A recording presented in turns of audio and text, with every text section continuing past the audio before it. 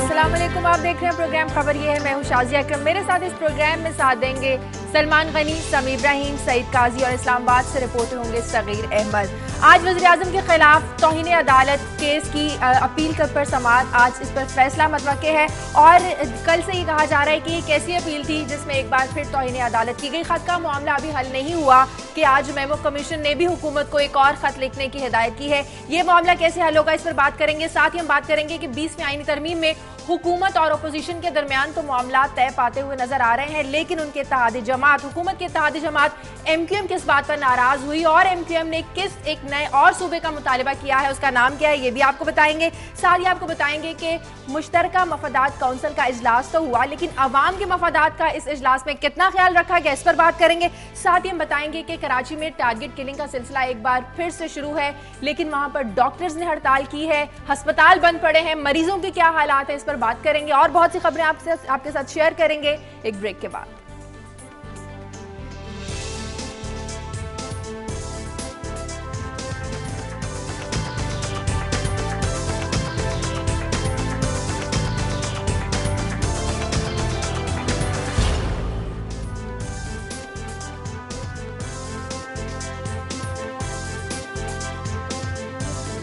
Break के बाद खुशामदीद, मुख्तलिफ शहरों की और अहम खबरें भी आपसे शेयर करते हैं सलमान गनी साहब। शाजिया, एक तो सेनेट इंतखाबात के हवाले से जारी सरगर्मियों में एक बात खुल के सामने आ रही है कि सियासी जमातें इसमें इलेक्शन की बजाय सिलेक्शन चाहती हैं और वो जो सियासी कारकुनों वाली बात थी वो बात ख़त्म है। अब तक की तफसीलात के मुताबिक ज़्यादातर जो हमारी सियासी क़यादतें हैं अपने अजीज़ों कारक को उसमें अकोमोडेट कर रही हैं। अब देखना होगा कि ये वाक़ईतन इलेक्शन होता है या ये सिर्फ सिलेक्शन होती है। दूसरा, पेट्रोलियम की कीमतों में इजाफे के बाद अब खुद ट्रांसपोर्टर्स एक हफ्ते के बाद सड़कों पर निकली हैं। कल लाहौर के मुख्तलिफ इलाकों में उन्होंने इस पर एहतजाज किया और उनका कहना है हुकूमत पर दबाव बढ़ा रहे हैं कि किरायों में इजाफे का बाज़ाब्ता जो है वो ऐलान किया जाए। तीसरा, PIC अद्वियात स्कैंडल, उसके 4 कल और हलाकतें हुई हैं और जो अदालती कमीशन बना है वो अपनी जो बाकायदा कार्रवाई है वो पीर वाले दिन से शुरू कर रहा है और देखना ये है कि इसमें किस पे जिम्मेदारी आयद क्या होती है। जबकि पंजाब हुकूमत की तहकीकाती कमेटी ने तहकीकाती जो रिपोर्ट आई है उससे ये जाहिर हुआ है कि ये जो अद्वियात की ये कंपनियाँ थी उन्हें ये पता चल गया था कि अद्वियात जो है वो नाक़िस है। और दूसरा, आपने जिक्र कर दिया हुकूमत के इत्तेहादियों की नाराज़गी का, MQM का तो कर दिया, काफ लीग ने भी उसमें कुछ तरमीम दी थी जिसमें एक अहम चीज़ उन्होंने निसाब तालीम के हवाले से कही है कि निसाब तालीम जो है वो वफाकी हुकूमत की ही जिम्मेदारी रहना चाहिए। इस पर हम बात करें। सही। समी इब्राहिम। शाजिया, बलूचिस्तान पर जो हेयरिंग हुई है अमरीकी कांग्रेस में, उस पर रिएक्शंस आ रहे हैं। हुकूमत पाकिस्तान ने भी बड़ा रिएक्शन दिया है। पाकिस्तान की जो अमेरिका में जो सफ़ीर हैं उन्होंने भी बड़ा सख्त वहाँ से मामला उठाया और स्टेट डिपार्टमेंट भी ये अब कह रहा है कि हमारा इससे कोई ताल्लुक नहीं। लेकिन आज हम इस पर बात करेंगे कि अमेरिका सिर्फ आज़ाद बलूचिस्तान की बात नहीं कर रहा। जो खबरें आ रही हैं उसमें खैबर पख्तूनख्वा और जो फेडरल एरिया है हमारा, उसमें भी मुख्तलिफ थिंक टैंक्स के ज़रिए एक आज़ाद पख्तूनिस्तान के क़याम की बात की जा रही है। और कुछ रिपोर्ट्स ऐसी आ रही हैं कि अगले चंद दिनों में ऐसे वाक़यात होंगे जिससे चाइना और पाकिस्तान के ताल्लुकात ख़राब होने का अंदेशा है। इस पर हम बात करेंगे। दूसरा, आपने मुश्तरका मफादात काउंसिल की बात की, तो वो जो काउंसिल है जो मुश्तरका मफादात की, वो बुनियादी तौर पर एक बड़ा जो मसला था ड्रग रेगुलेटिंग अथॉरिटी का क़याम, जिसकी वजह से ये सारा कराची का वाक़या, उस पर फिर वो एजेंडे से उसको निकाल लिया गया आखिरी वक्त पे और उस पर कोई किसी किस्म की बात नहीं हो सकी। और तीसरी बात आज हम करेंगे चन्योट के एक नवाही गांव की, जहां पर एक लड़की को पंचायत ने ख़ानदान के हवाले कर दिया क्योंकि उस लड़की के भाई ने अपनी पसंद की शादी की थी और उसके साथ इज्तमाई ज़्यादती की गई और अभी तक पुलिस ने कोई एक्शन नहीं लिया। तो बात करेंगे कि पाकिस्तान का अदालती निज़ाम क्या कभी इस किसी गरीब को भी तहफ़्फ़ुज़ देगा। सही।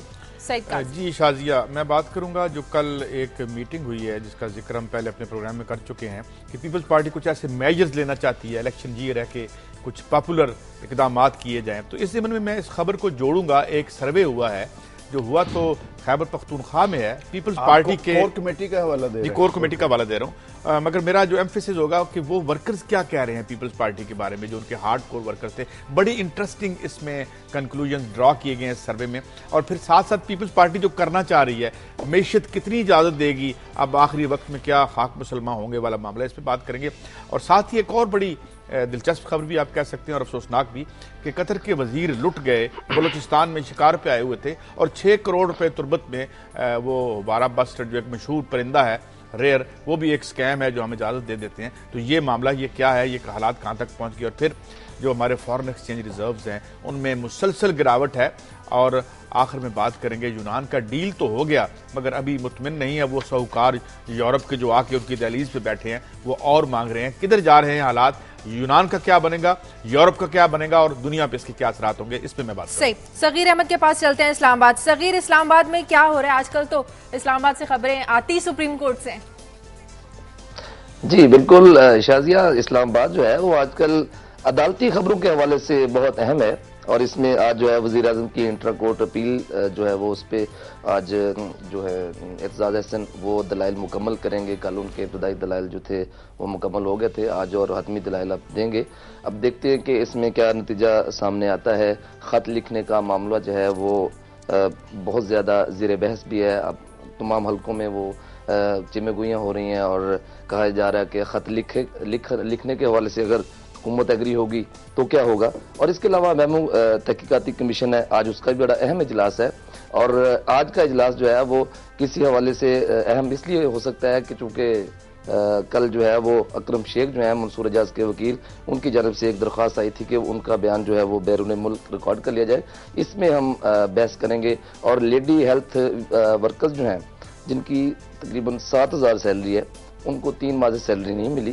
راولپنڈی میں آج وہ احتجاج کریں گی. وہ بھی اس ہم اچھا سر، کہ میمو کمیشن کا جو اجلاس ہے اس کی ڈیولپمنٹ کے بارے میں بتائیں. ایک خط لکھنے کا حکم دیا ہے میمو کمیشن نے بھی حکومت کو کہ کینیڈین جو بلیک بیری کمپنی ہے اس کو خط لکھا جائے اور حسین حقانی اور منصور اعجاز کے درمیان جو معلومات کا تبادلہ ہے اس کا ڈیٹا فراہم کیا جائے اور حکومت کو اس کی رسید دی جائے. وہ کینیڈین جو کمپنی ہے وہ پہلے انکار کر چکی ہے کہ یہ انسانی حقوق کی خلاف ورزی ہے، کسی کی پرائیویسی کے وہ اس طرح سے سب کے سامنے نہیں لے کے آ سکتے. تو اب خط کس بات پر دوبارہ لکھا جائے گا؟ خط تو پہلے بھی لکھا گیا تھا، ریکویسٹ تو پہلے بھی کی گئی تھی. شاید اس میں جو چیز ہے، کل بھی یہ زیر بحث آئی تھی اور دلائل اس پہ مفصل دیے گئے تھے دونوں طرف سے کہ ان کے جو وکیل ہیں حسین حقانی کے، ان کا یہ کہنا تھا کہ بلیک بیری کا ڈیٹا حاصل کرنے کے حوالے سے جو منصور اعجاز کی جانب سے ایک خط ان کو لکھا گیا ہے، وہ ابھی کوئی خط نہیں لکھ رہے، اس لیے کہ وہ ان پہ تو الزام ہے. جب تک ان پہ کوئی الزام ثابت نہیں ہو جاتا یا واضح نہیں ہو جاتا، وہ ابھی اس کا جائزہ لے رہے ہیں. اور اس کے بعد وہ جو جتنے بھی الزامات ہوں گے ان کا ایک دفعہ ہی جواب دیں گے. کیونکہ کل عدالت کی جانب سے یہ کہا گیا تھا زاہد بخاری صاحب کو کہ آپ جو ان کے بلیک بیری ہیں ان کے قبضے میں ہیں یا وہاں پر پورا رکھ کے آ گئے تھے حسین حقانی صاحب، تو وہ ان کا سٹیٹس کیا ہے ہمیں بتائیں. تو ان کا یہ کہنا تھا کہ میں ابھی حتمی طور پر نہیں بتاؤں گا جب تک جو ان کے وکیل ہیں منصور اعجاز کے وہ یہ نہیں کہہ دیتے کہ یہ ہماری طرف سے اب ان کا حتمی بیان آ چکا ہے اور اس کے بعد میں اس کا دفاع کروں گا چونکہ میرے اوپر الزام ہے. اور وہ جو ہے وہ اہم گواہ ہیں اور بہت سارے ثبوتوں کے ساتھ وہ آنے والے تھے لیکن نہیں آئے. اور ایک اکرم شیخ کی جو اہم درخواست ہے جس پہ بہت زیادہ شور تھا اور گزشتہ 4 سماعتیں ہو چکی، اس پہ ٹائم بھی دیا گیا کمیشن کی جانب سے اور صبح سے شام تک اس کی لمبی ہیئرنگ چلتی رہی، لیکن منصور اعجاز جو ہے وہ پاکستان نہیں آئے اور ان کو یقین دہانی بھی کروائی گئی سیکیورٹی کے حوالے سے. یہی پہ آ کر ختم ہوگا کہ کمیشن آیا کہ لندن یا زیورخ جاتا ہے منصور اعجاز کا بیان ریکارڈ کروانے کے لیے یا نہیں؟ کمیشن اس بات پر غور کر رہا ہے؟ جی آج بالکل یہی چیز اہم ہے کہ ان کی جو درخواست ہے کہ کیا بیرون ملک جا کر کمیشن بیان ریکارڈ کروا سکتا ہے یا نہیں. اس پہ جو پٹیشنرز ہیں، متعدد پٹیشنرز جو ہیں، انہوں نے تو ایگری کیا ہے اس چیز کو کہ کمیشن باہر چلا جائے، رضامندی کا اظہار بھی کیا ہے. لیکن چونکہ حسین حقانی کے وکیل ہیں ان کی طرف سے اس پہ بہت زیادہ مخالفت آئی ہے تو آج اس کا فیصلہ ہوگا. اور کل جو ہیئرنگ تھی اس پہ کچھ تھوڑا سا مائنڈ سیٹ بھی ہمیں ملا ہے کہ جج کی جانب سے یہ کہا گیا جو وہاں پر کمیشن میں سربراہی کر رہے ہیں فائز صاحب کہ ہو سکتا ہے کہ ہم اس درخواست کو خارج بھی کر دیں، مسترد بھی تو کیا آج جا اس پہ یہ سکتا ہے۔ دیکھنا ہے کہ کیا فیصلہ آتا ہے۔ بالکل غنی صاحب، یہ میمو کمیشن نے ایک دفعہ پھر سے حکم دیا ہے کہ کینیڈین کمپنی کو خط لکھا جائے، اب وہ غور کر رہے کہ باہر آیا جائے نہ جایا جائے، کیا کیا جائے، اس سارے کیس کا کچھ نکلنے والا ہے بھی یا نہیں؟ پھر کہا جائے گا کہ وہ بارے سے ہوا نکل گئی۔ دو اہم کیس ہے جو اس وقت سپریم کورٹ میں زیر سماعت ہیں۔ ایک تو یہ انہوں نے اس کمیشن کے سپرد کیا معاملہ، ایک خط کا مسئلہ حل نہیں ہوا تھا تو دوسرے خط کا مسئلہ شروع ہو گیا، اور وہی خطوط جو ہے وہ آپ کی ساری صورتحال پہ غالب آ گئے۔ جہاں تک میمو اسکینڈل کی بات ہے، دیکھیں ہم گزشتہ ہفتے یہ سمجھ رہے تھے کہ یہ شاید مسئلہ جو ہے کسی حد تک سیٹل ہو گیا ہے، لیکن میں نے اس وقت بھی یہ کہا تھا کہ بات منصور اعجاز اس میں امپورٹنٹ نہیں ہے، اس میں وہ مندرجات امپورٹنٹ ہے جس کی وجہ سے یہ سارا مسئلہ جو ہے یہ سامنے آیا ہے۔ اور میرے پاس ایسی اطلاعات ہے کہ جی منصور اعجاز مستقبل قریب میں پھر پاکستان آ سکتے ہیں۔ اس حوالے سے اسلام آباد میں چیم گوئیاں جاری ہیں۔ وہ ایک دباؤ کی کسی صورتحال تھی جس میں منصور اعجاز دبئی، لندن اور اس کے بعد وہ واپس چلے گئے، کس کے کہنے پہ گئے، وہ باتیں بھی کھل کے سامنے آ گئی ہیں کہ خود امریکی CIA کے اپنے کچھ مفادات تھے۔ بات یہ ہے کہ منصور اعجاز آئے یا نہ آئے، لیکن جو لوگ کورٹ میں گئے ہیں اور جنہوں نے اسے بہت بڑی حقیقت قرار دیا تھا، انہیں اس حوالے سے پاکستان کے عوام کو اور پاکستان کے اداروں کو ضرور اعتماد میں لینا پڑے گا کہ وہ کس بنیاد پہ گئے تھے اور جو مندرجات تھے اس میں حقیقت کیا تھی۔ بالکل، ایک اور اہم سماعت ہے آج توہین عدالت کیس کی وزیر اعظم کے خلاف جو تھی۔ غنی صاحب، سمیع ابراہیم صاحب، آپ نے بھی کل نوٹ کیا ہوگا توہین عدالت کی سماعت تھی، ایک بار پھر سے توہین عدالت کی گئی، تو اس معاملے میں بھی خط کا ہی ایک مسئلہ ہے، وہ حل نہیں ہو پا رہا، اس کا بھی کچھ نکلے گا یا حکومت ڈیلے ٹیکٹس وہی یوز کرتی جائے گی؟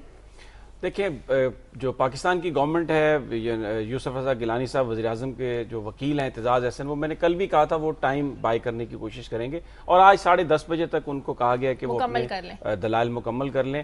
سمجھ میں نہیں آتی کہ عدالت ٹائم کی قدغن کیوں لگاتی ہے، کیا اتنی جلدی ہے عدالت کو فیصلے کی؟ یہ تو اب جج ہی زیادہ بہتر بیان کر سکتے ہیں۔ ابھی بھی جلدی ہے، ابھی بھی جلدی ہے۔ اگر ایک وکیل کہتا ہے شازیہ کہ میں نے دلائل دینے ہیں، تو وہ اگر ٹائم مانگ رہا ہے تو یہ اس کا حق ہے کہ اس کو ٹائم دیا جائے۔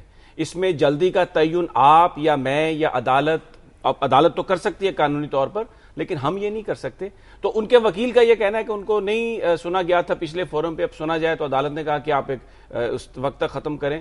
اب وہ تو آج سامنے آ جائے گا، اب یہ کیونکہ ایک عدالت میں معاملہ ہے تو اس پہ کامنٹ اس طریقے سے میرا خیال ہے زیادہ مناسب نہیں ہوگا، تو دیکھتے ہیں کہ وہ آج کیا اس میں فیصلہ کرتے ہیں۔ 11 بجے تک انہوں نے دلائل کمپلیٹ کرنے ہیں۔ ایک اور اہم خبر، 20ویں آئینی ترمیم سعید قاضی صاحب جس پر حکومت اور اپوزیشن کے درمیان معاملات کچھ طے پاتے ہوئے نظر آ رہے ہیں، لیکن ایک رکاوٹ کھڑی کر رہی ہے ان کی اتحادی جماعت MQM، تو کیا ابھی بھی اس میں کچھ رکاوٹیں کھڑی ہو سکتی ہیں، منظور ہو سکتی ہے؟ دیکھیں، nothing is certain in this very very uncertain world of Pakistani politics۔ ایک دن یہ کچھ کہتے ہیں، ایک دن خبریں چھپ جاتی ہیں جی کہ یہ طے پا گیا۔ معاملہ یہ ہے کہ میں اسے ایک اور اینگل سے دیکھتا ہوں، اگر آپ مجھے اجازت دیں تو۔ ابھی وقت دے رہے ہیں، وقت نہیں دے رہے، میں کہتا ہوں کتنا اور وقت قوم کا ضائع کرنا آپ نے، کتنی دیر الجھائے رکھیں گے؟ اب یہ 26-27 سیٹوں کا معاملہ ہے، عوام کا تو اس میں کوئی سلسلہ نہیں ہے۔ اپنے کل ہم اس پہ بات کر چکے ہیں کہ، اور سلمان غنی صاحب نے بھی فرمایا کہ جناب یہ ذاتی ایجنڈا ہے، کون پارٹی کتنا گین کرے گی، کیا ہے، یہ ہے لڑائی۔ اب الیکشن چونکہ آ رہا ہے، اور جیسے میں نے اپنی خبروں کا ذکر کیا کہ سب کو اپنی اپنی پڑی ہوئی ہے، مگر یہ جتنی باتیں ہیں، یہ آپ نے پنجابی میں ایک محاورہ سنا ہے، پانی میں مدھانی ڈال دینا، تو یہ میمو یہ ڈال کے ہم لگے ہوئے ہیں، ٹی وی پہ بھی بولے جا رہے ہیں، اخباروں میں بھی لکھے جا رہے ہیں، نتیجہ کیا؟ پاس ہو جائے تو پھر کیا ہوگا؟ 20ویں ترمیم پاس نہیں ہوئی تو زندگی کیا ہے؟ 18ویں ترمیم پاس ہوئی 19ویں، اس سے پہلے زندگی کیا تھی، اس کے بعد کیا بدلاؤ آیا؟ مطلب یہ ہے کہ خدا را let's stop joking with the people's intelligence. یہ بڑی اچھی انہوں نے بات کی کہ یہ ایسے معاملات ہیں کہ جن کا پاکستان کے جو عوام ہیں ان کے جو مسائل ہیں ان کی وجہ سے وہ اگنور ہو رہے ہیں۔ میں نے اپنی شروع میں آپ کو عرض کیا ہے خبر کے حوالے سے کہ چنیوٹ کا ایک چھوٹا سا گاؤں ہے نہالا، وہاں پر ایک لڑکی تھی نازیہ اور ایک لڑکا ضمیر، ان دونوں نے آپس میں لو میرج کر لی، تو پنچایت میں معاملہ چلا گیا اور پنچایت نے یہ فیصلہ کر دیا کہ جو نازیہ کی جو بہن ہے وہ جس لڑکے نے شادی کی ہے وہ ان کے حوالے کر دی جائے، اور یہ نہیں کہ شادی کر کے حوالے کی جائے، یہ کہا گیا پنچایتی فیصلے میں کہ اس کو بیوی کا سٹیٹس نہیں ہوگا، اور وہ لڑکی بیچاری وہ لے گئے، وہ لڑکے والے ان کو انہوں نے اپنے پاس رکھا، اس کی جو فیملی ہے وہ پولیس تھانوں کے چکر لگا رہی ہے، وہ ان سے درخواستیں کر رہی ہے کہ ہمیں یہ واپس کیا جائے. اس نے مجھے مختارہ مائی کے اس واقعے کی یاد دلا دی کہ اس مہذب سوسائٹی میں کہاں ہے وزیر اعلیٰ, وزیر اعظم, چیف جسٹس. میں آج ان سے یہ پوچھتا ہوں کہ یہ جو پاکستان کے عوام ہے, 18 کروڑ عوام جن کے یہ مسائل ہیں, کیا ان کی کوئی داد رسی ہوگی کبھی؟ میں ایک بات ایڈ کر دوں, یہ واقعہ ہمارے سامنے آ گیا, ہم ہائی لائٹ کریں گے, کچھ ہو بھی جائے گا. 180 ملین کی سوسائٹی میں ہر لمحے یہ پروگرام ختم ہونے سے پہلے جو قیامت لوگوں پہ ٹوٹ جائے گی, نہ وہ میڈیا تک آئے گی نہ وہ کسی اور تک پہنچے گی. معاملہ کیا ہے, ابھی جوڈیشری بحال ہوگی, سب کچھ ہو گیا. 7,000 روپے ماہانہ اگر ایک آدمی کی انکم ہے 70%, وہ تو وکیل ہائر نہیں کر سکتا, تھانے دار تو پیسے. اب آپ کا جو کویسچن ایکچوئل تھا وہ تھا ترمیم کے حوالے سے کہ اس پہ آپ دیکھیں کہ پچھلے 15 دن میں اپوزیشن کے ساتھ مذاکرات کے بعد حکومت نے اپوزیشن اور خاص طور پہ مسلم لیگ نون کو تو منا لیا, لیکن ان کے اتحادی ناراض ہو گئے. ناراض کس بات پہ ہوئے کہ جو نگران حکومت بننی ہے اس میں اب پرائم منسٹر اور اپوزیشن لیڈر دونوں کی مرضی شامل ہوگی, دونوں کسی کو ریکمینڈ کریں گے, اور اگر ان کی ریکمینڈیشن قبول نہیں ہوگی یا ان کے درمیان اتفاق نہیں ہوگا تو ایک پارلیمانی کمیٹی بنے گی. اس میں 3 اراکین پیپلز پارٹی کے ہوں گے اور 3 مسلم لیگ نون کے ہوں گے. باقی جماعتوں نے تو ناراض ہونا تھا, اور جو حکومتی اتحادی ہیں, اور اتحادی بھی وہ جو ہر چیز پہ ڈومینیٹ کرتے ہیں, لیکن انہوں نے جو بات کی ہے وہ درست ہے. انہوں نے کہا کہ ایم کیو ایم کا کہنا ہے کہ اس میں صوبوں کی بات کو شامل کیا جائے, اور پاکستان مسلم لیگ کاف نے اس میں نصاب تعلیم کے ایشو کو اٹھایا ہے, اور ان کا کہنا ہے کہ یہ وفاقی حکومت کی ذمہ داری ہے, یہ صوبوں کے سپرد نہ کی جائے. پاکستان کے جو ممتاز ماہر تعلیم ہے وہ بھی اس پہ ریزرویشن دے چکے ہیں کہ یہ ایجوکیشن ایک ایسا معاملہ ہے جس میں قومیں تشکیل پاتی ہیں, یہ ہماری نئی نسل کے مستقبل کا سوال ہے. اس حوالے سے ایک پالیسی ضرور طے ہونی چاہیے, اور پہلے خود حکومت نے بھی یہ بات کی تھی کہ ہم اس پہ نظر ثانی کر رہے ہیں لیکن ہوا نہیں ہے. میں سمجھتا ہوں کہ یہ معاملات جو اٹھائے گئے ہیں اس پہ وفاقی حکومت کو لازمی کوئی نہ کوئی اپنی پالیسی واضح کرنی چاہیے. ایم کیو ایم نے اپنے اجلاس بلا لیے ہیں, کراچی اور لندن میں اجلاس, اور آپ کو پتہ ہے کہ جب وہ اجلاس بلا لیتے ہیں کوئی بڑی بات ہوتی ہے تو مجھے لگتا ہے کہ اس پر پھر اپ سیٹ نہ ہو کوئی ہو جائے. اچھا, اس نے نا غنی صاحب نے جو بات کی ہے اس کے 2 اور پہلو بھی ہیں جو ایکسپوز ہوئے ہیں, جو پاکستان مسلم لیگ نون والے اور پاکستان پیپلز پارٹی والے. یعنی ویسے تو یہ بات کرتے ہیں کہ ہم سب کو ساتھ لے کے چلیں گے. پیپلز پارٹی کا تو یہ اعلان ہے مفاہمت کی سیاست, سب کو ساتھ لے کے چلنا, لیکن جب وہ مسلم لیگ نون کے ساتھ معاملہ طے کر رہے ہیں تو اس بات پر ایگری کر گئے کہ 3, اور مسلم لیگ نون بھی ویسے تو انہوں نے لیڈر آف دا اپوزیشن کو ٹاسک دیا ہوا ہے, وہ روزانہ فضل الرحمان کے ساتھ کھانے کھاتے ہیں اور دوسروں کے ساتھ, لیکن جب پیپلز پارٹی کے ساتھ بات آئی تو کیا, ہاں ٹھیک ہے, 3 بندے آپ کے 3 بندے ہمارے, ہم اس میں طے کر لیں گے. بنیادی طور پر جو میں کل بھی بات کر رہا تھا, یہ گفتگو اس لیے نہیں ہو رہی تھی کہ کوئی شفاف نظام لے کے آنا ہے, یہ گفتگو اس لیے ہو رہی تھی وہ سمجھتی ہے کہ ہم 2 بڑی پارٹیز ہیں, ہماری باری لگی ہوئی ہے. نون لیگ والے اپنی مرضی کا نگران سیٹ اپ چاہتے ہیں, پیپلز پارٹی والے اپنی مرضی کا نگران, اور وہ نگران سیٹ اپ اس لیے کہ ہم حکومت میں آ سکیں, جیت سکیں, تاکہ مینج چیزیں اس طرح سے ایم کیو ایم نے جو نئے صوبے کی بات کی ہے, قبائلیستان, انہوں نے کہا ہے کہ جو قبائلی علاقے ان پر مشتمل ایک صوبہ بنایا جائے. ایم کیا چاہتی ہے؟ اصل بات نہیں وہ کرتے, صوبوں کی بات تو وہ کر رہے ہیں, وہ کس لیے کر رہے ہیں, وہ دوسری جگہوں پہ دوسرے صوبوں میں بات کر رہے ہیں, لیکن اس کے پس منظر میں کیا ہے, وہ اندرون سندھ کے حالات بتا رہے ہیں. دیکھیں وہاں پر قوم پرستوں نے جو بات کی ہے, میں سمجھتا ہوں کہ صوبوں کا معاملہ درست ہے, صوبوں کی انتظامی تقسیم ہونی چاہیے.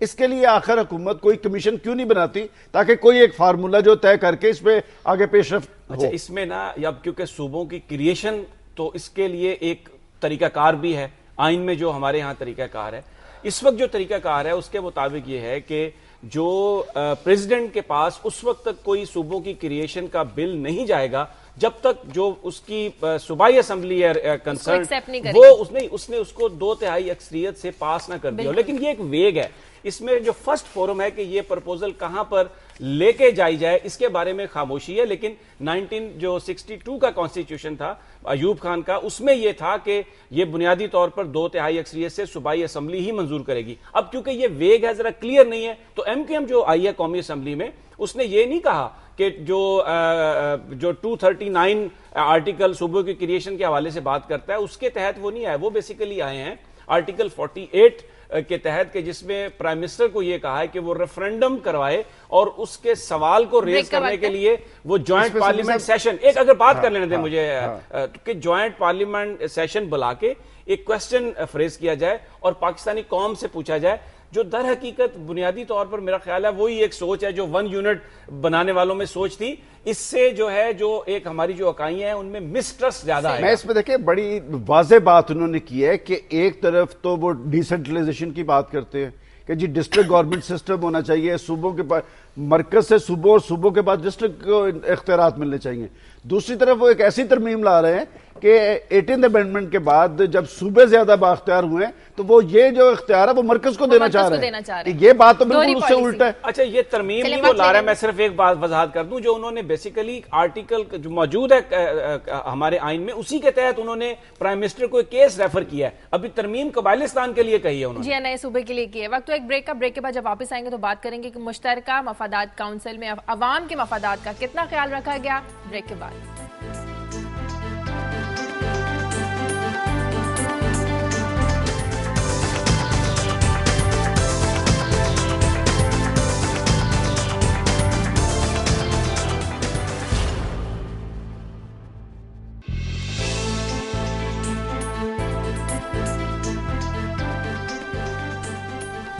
بریک کے بعد خوش آمدید. کل مشترکہ مفادات کونسل کا اجلاس تو ہوا, لیکن عوام کے مفادات کا کس نے خیال رکھا یہ پوچھ لیتے ہیں سمیع صاحب سے.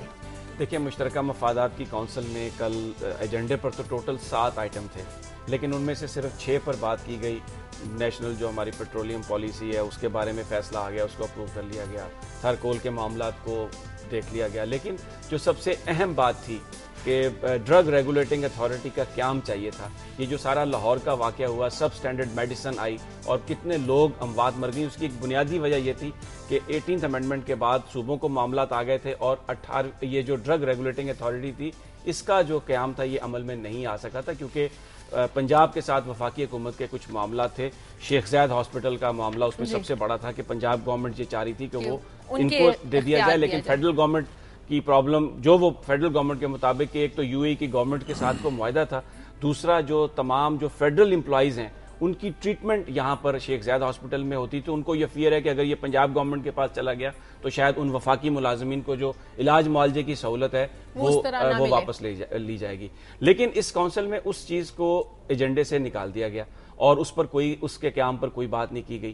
اور اس میں جو ایک اور بات اس میں جو گفتگو ہوئی انسائڈر ہمیں سورسز نے بتایا, اس میں میاں شہباز شریف کا جو ایک بہت ہی ویلڈ پوائنٹ تھا اس میٹنگ میں کہ جو بہت سارے منٹس تھے, جو بہت ساری چیزیں ایجنڈے پر تھیں, اس کے بارے میں جو ابتدائی معلومات ہوتی ہیں جو ضروری ہوتی ہیں ان لوگوں کو دی جائیں جو اس کے میٹنگ میں شریک ہوں, ان کو وہ نہیں دیے گئے. اور میاں شہباز شریف نے یہ پوائنٹ اٹھایا جس پر وزیر اعظم نے جو کیبنٹ سیکرٹری ہیں نرگس سیٹھی, ویسے تو بڑی پاورفل سیکرٹری ہیں اور بڑی وزیر اعظم کے بڑی قریب جانی جاتی ہیں, لیکن ان کو سخت وارننگ دی گئی کیونکہ یہ شہباز شریف صاحب نے جو وہاں پر بات کی بڑی زبردست بات تھی. ان کا یہ کہنا تھا کہ ہم یہاں پر صرف چائے پینے کے لیے, کھانا کھانے کے لیے اور مذاق کرنے کے لیے اکٹھے نہیں ہوتے, قومی مفادات کے لیے آتے ہیں. تو اس پر میٹنگ ہوتی ہے, لیکن جو ایک عوامی بہت بڑا مفاد تھا ڈرگ ریگولیٹنگ اتھارٹی وہ نہیں ہو سکا, وہ معاملہ وہیں کا وہیں رہ گیا. سعید قاضی صاحب آپ کی کچھ خبروں پر آتے ہیں. جی میں بڑا ایک تو خوشی ہے کہ یہ مشترکہ مفاد کی کونسل جو ہے ملی ہے, ورنہ تو یہی لگ رہا تھا کہ ذاتی مفادات کی کونسل کا اجلاس چل رہا ہے یہاں پہ. مگر میں یہ تو خیر عذرائے تفنن تھا, مگر میں اپنی خبر کی طرف آتا ہوں کہ یہاں پہ کل اجلاس ہوا کور کمیٹی PPP, اور انہوں نے فیصلہ کیا کہ کچھ ایسے اقدامات کیے جائیں کہ پیپلز پارٹی صبح اٹھے تو ایک دم سے پھر اتنی پاپولر ہو جائے جتنی شاید اس حکومت کے آنے سے پہلے تھی.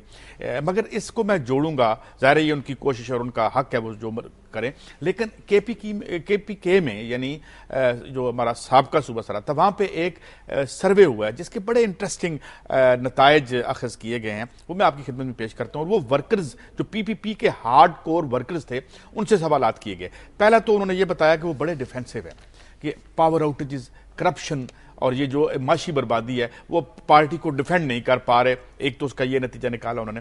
اور دوسری ایک ورکر نے بڑی خوبصورت بات کی, وہ یہ کہتا ہے کہ یہ پارٹی ورکرز پارٹی تھی, اب پارلیمنٹری پارٹی بن گئی ہے. اور وہ یہ کہہ رہے جی کہ جب یہ ہمارے لیڈرز ہمیں کہتے ہیں کہ پبلک میٹنگ کرنی ہے تو بعد میں پتہ چلتا ہے وہ کینسل ہو گئی ہے کیونکہ وہ سینٹ کی جو کیمپین ہے اس کے لیے اس میں لیڈر مصروف ہے. اور ساتھ آخری جو کنکلوژن تھا وہ بڑا مزیدار تھا، اور وہ یہ کہ وہ کہہ رہے ہیں کہ جناب پی پی پی کا ورکر ناراض بھی ہو جائے تو کسی دوسری پارٹی کو ووٹ نہیں دیتا، مگر وہ ایک کام ضرور کرتا ہے کہ الیکشن والے دن جو ہے وہ ووٹ ڈالنے نہیں آتا اور ان کو سزا دیتا ہے۔ مگر یہاں میں دو فکروں میں ایک ذاتی آپ کو بات بتانا چاہتا ہوں کہ 1986 میں جب محترم بے نظیر بھٹو آئیں تو اس پی سی میں ایک فنکشن تھا، انہوں نے فرمایا کہ اب پارٹی کا نظریہ بدل چکا ہے اور ideology has taken the back set, نظریہ پچھلی سیٹوں پہ چلا گیا ہے۔ تو وہاں ایک لڑائی اور ہنگامہ بھی ہوا جس کا یہ آج سب نتیجہ نکلا ہے۔ تو میں صرف یہ بات کر کے کنکلوڈ کرتا ہوں کہ جب نظریات پچھلی سیٹ پہ چلے جائیں تو پھر کوئی بھی ہو، چاہے فیصل رضا عابدی ہوں، بابر اعوان ہوں، رحمان ملک ہوں، ان کو فرنٹ سیٹس پہ بیٹھنے سے کوئی نہیں روک سکتا۔ بیسیکلی سروے کا نتیجہ نکلا کہ پی پی کے جو کارکن ہیں وہ اپنی لیڈرشپ سے مایوس، وہ خوش نہیں ہیں۔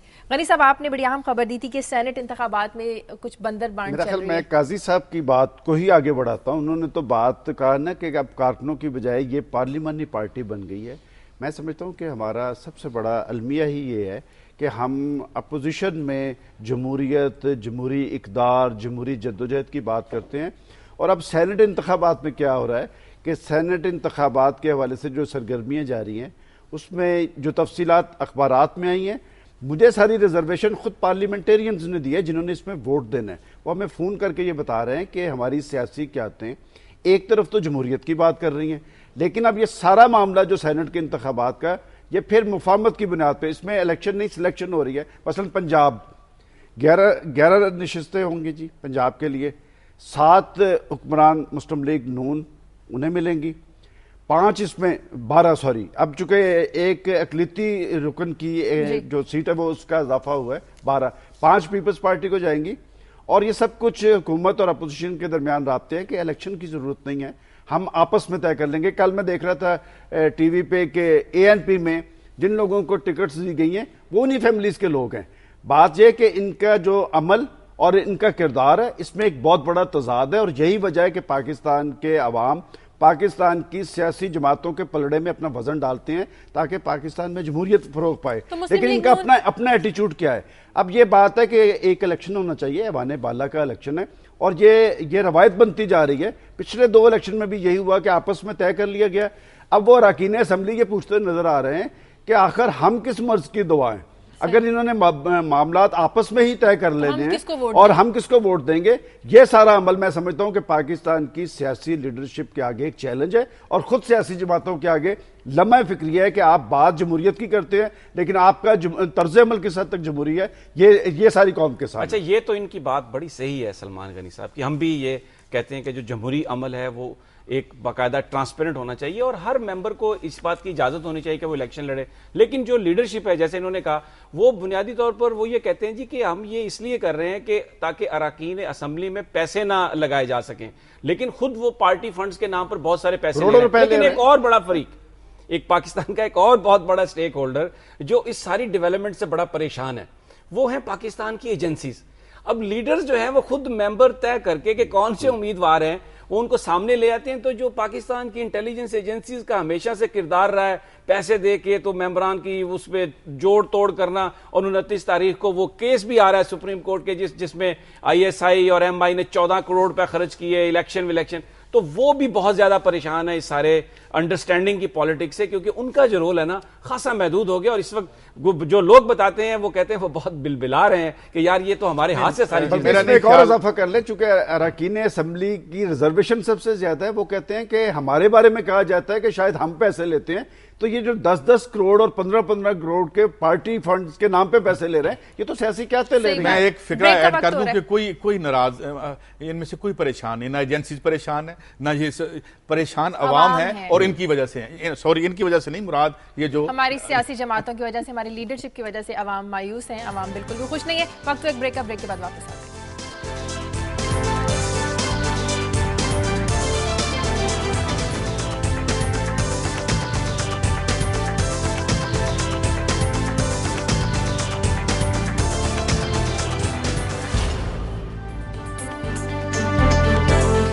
خوش آمدید۔ چائنا اور پاکستان کے تعلقات سے کون واقف نہیں ہے؟ پوری دنیا جانتے ہے کہ چائنا اور پاکستان کی دوستی کا جو رشتہ ہے بہت زیادہ گہرا ہے، ہر مشکل وقت میں دونوں نے ایک دوسرے کا ساتھ دیا ہے، لیکن سمی ابراہیم صاحب نے ایک بڑی خطرناک اور ایک تشویشناک، سمی صاحب آپ نے خبر بتائی کہ مستقبل میں چائنا اور پاکستان کے تعلقات خراب ہو سکتے ہیں، وہ کیسے؟ دیکھیں جو ہمیں خیبر پختونخوا فیڈرل ایریا سے جو خبریں آ رہی ہیں پچھلے 2-4 دنوں سے، جو ہمارے وہاں پر نمائندے ہیں اور دوسرے صحافی، ان سے ایک مستقل گفتگو کا سلسلہ تھا یہ جاننے کے لیے کہ وہاں پر کیا ہو رہا ہے، تو پتہ یہ چلا کہ ہم تو صرف ایک جو امریکی کانگریس میں ہیئرنگ ہوئی آزاد بلوچستان کی اس پر رو رہے تھے، یہاں پر تو جو تھنک ٹینکس ہیں امریکہ کے وہ ایسے ایسے سیمینار کروا رہے ہیں خیبر پختونخوا کے علاقے میں، ٹرائبل بیلٹ میں اور افغانستان میں، جہاں ایک آئیڈیا جو ہے آزاد پختونستان کے قیام کا اس پر باقاعدہ بحث کی جا رہی ہے اور وہ اس کو بڑے ایک طریقے سے پروموٹ کیا جا رہا ہے۔ اور ساتھ یہ بھی خبر آئی کہ جو بہت ساری جو کالعدم تنظیمیں ہیں یا جو جن کو ہم اپنا اسٹریٹجک ایسٹ سمجھتے تھے، وہ بہت ساری تنظیمیں جو ہیں ان کی جو وفاداریاں ہیں شاید اب وہ اس طرح سے پاکستان کے ساتھ نہیں ہے جیسے پہلے تھیں۔ کنڑ میں بہت بڑا ایک بیس بن گیا ہے افغانستان کے علاقے میں، جہاں پر وہ تمام مذہبی